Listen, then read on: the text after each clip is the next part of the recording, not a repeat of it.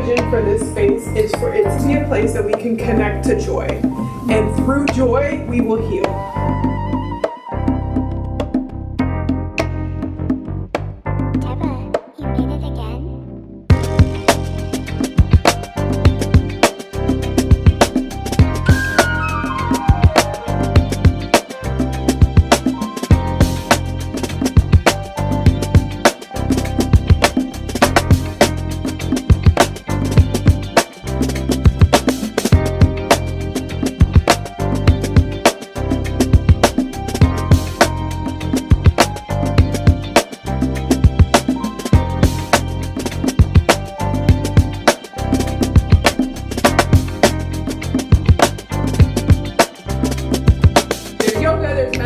There's breathwork, there's community breathwork next Sunday, join.